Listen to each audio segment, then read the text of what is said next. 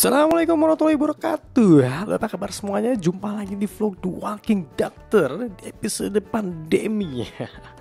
Sementara belum bisa jalan-jalan, kita lanjut aja pembahasan tentang dunia kesehatan dan kedokterannya ya. Jangan lupa dong untuk kalian yang belum subscribe, klik tombol subscribe-nya dan jangan lupa juga nyalakan lonceng notifikasinya, karena masih akan ada video-video unik dan menarik seperti ini akan kita rilis setiap minggunya.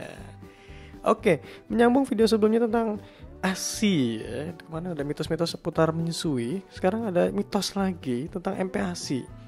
MPASI kok langsung daging? Emangnya boleh ya? Ini pertanyaan yang sering juga kami temukan di lapangannya, di kenyataannya banyak ibu-ibu, emak-emak yang menanyakan, kok daging dok MPASI-nya? Bukannya MPASI itu pisang ya? Jadi ada banyak kesalahpahaman juga terkait nggak cuma ASI-nya, tapi juga MPASI-nya. Jadi kita bicara lagi tentang tumbuh kembang, pertumbuhan linear dan pertumbuhan anak. Oke, kebutuhan energi dan nutrisi anak nih hingga 6 bulan dapat dicukupi oleh pemberian ASI aja, kita sudah sepakat. Ini namanya kita sebut konsep ASI eksklusif. ASI eksklusif ini artinya memberikan ASI aja pada anak sampai umur dia 6 bulan. Nah, permasalahannya di sekitar usia 6 bulan, tepatnya antara 6-8 bulan nih, ASI aja udah gak cukup untuk menunjang kebutuhan anak. Jadi anak mungkin akan kelihatan rewel, fussy gitu ya. Dikasih ASI tapi masih lapar juga gitu, masih minta ini, minta itu. Itu mungkin tanda-tandanya bahwa anak Anda sudah gak cukup lagi dikasihkan ASI. Nah, karenanya dia dibutuhkan MPASI untuk menunjang ya, untuk memenuhi kebutuhan yang kurang yang diberikan ASI tadi untuk anaknya. Oke, sekarang kita mau bahas juga tentang praktek pemberian ASI, MPASI. Maksudnya yang pertama yang sering kita temukan di masyarakat tuh kayak apa? Jadi MPASI yang sering diberikan pertama kali nih, ya rata-rata nih sayuran ini ditumbuk ya, dihaluskan ya. Atau kalau nggak sayur, buah. Selain itu juga kadang-kadang diberikan sereal instan, ya. Atau juga bisa juga biskuit ya, biskuit bayi yang dilembutkan atau dihaluskan gitu.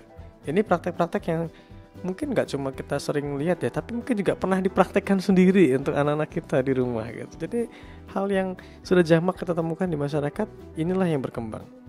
Ya, bahkan yang populer sekali sebagai makanan pertama bayi adalah pisang gitu. Sebelum lanjut kita akan bahas dulu nih, ASI itu kandungannya apa aja. Karena yang mau kita kasih adalah makanan pendamping ASI, maka juga kita harus mengenal juga ASI itu isinya apa. ASI itu terdiri dari karbohidrat yang utamanya adalah laktosa, protein yang utamanya adalah whey, lemak, karnitin, serta ada vitamin-vitamin di sana. Juga jangan kita lupakan ada mineral. Dengan adanya semua komponen yang ada dalam ASI ini, maka sebetulnya secara logika kita harus mencari MPASI yang juga seharusnya memiliki kandungan yang mirip-mirip seperti ASI. Punya karbohidrat, punya protein, punya lemak, dan lain sebagainya. Oke, dan emang ada peredaran pemahaman di masyarakat yang bahwa protein hewani ini baru boleh dikasihkan kalau bayi udah umurnya 9 bulan ke atas. Protein hewani macam telur lah katakanlah ya, yang biasanya baru dikasihkan kan kuningnya dulu ya, pada putihnya kan gitu. Atau kasihkan ayam pertama kali, daging ayam gitu, atau juga daging sapi gitu. Ini nanti dikasihnya belakangan aja deh, setelah umur dia 9 bulan ke atas. Awal-awal MPASI ya buah, sayur, bubur, nasi gitu ya, yang dihaluskan. Dan termasuk pisang. Saya bukan sentimen ada gak suka sama pisang ya. Saya suka pisang. Dan pada faktanya satu buah pisang ini yang ukuran sedang, sekitar 126 gram, punya banyak manfaat bagi kita, bagi tubuh kita nih. Dia ada karbohidrat sebanyak 30 gram dalam kandungannya ya. Dia punya serat juga sekitar 3 gram. Selain itu dia di dalamnya ada protein. Jadi walaupun ini sumber protein nabati ya, ada 1 gram dalamnya. Tapi masalahnya dia punya lemak. Kalau vitamin dan lain sebagainya ada lah ya. Kita ada kalium terutama, dia tinggi sekali untuk kadar kaliumnya untuk pisang ini. Permasalahannya proteinnya kecil sekali.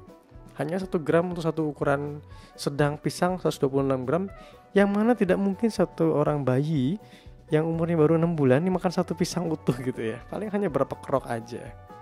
Padahal panduan dari Ikatan Dokter Anak Indonesia menyebutkan yang antara lainnya ya, ini menyebutkan bahwa protein hewani dan nabati ini diberikan juga mulai sedini usia 6 bulan. Jadi harusnya jangan kita tunda sampai 9 bulan, tetap diberikan aja dari awal.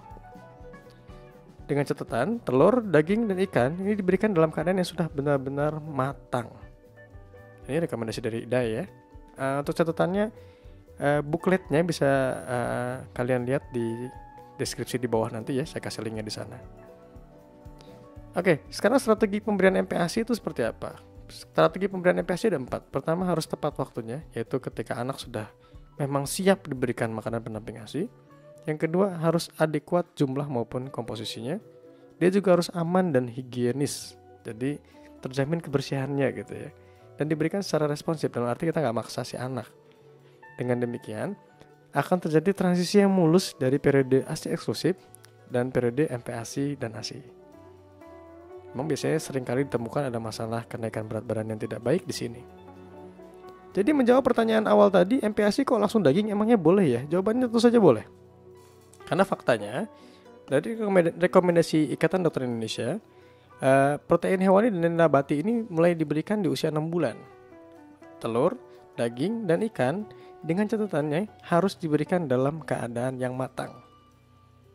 Oke, jadi sudah jelas ya tentang MPASI ini. Mungkin ini akan mengawali dari seri MPASI yang akan nanti seru di depan ya, karena ada banyak sekali perdebatan, ada banyak sekali tema-tema yang unik di seputar MPASI. Jadi penggunaan bahan-bahan impor, MPASI mewah yang bahkan saya sendiri nggak pernah makan bahan makanannya gitu ya.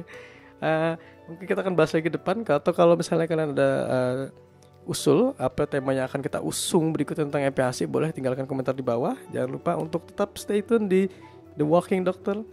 Sampai jumpa.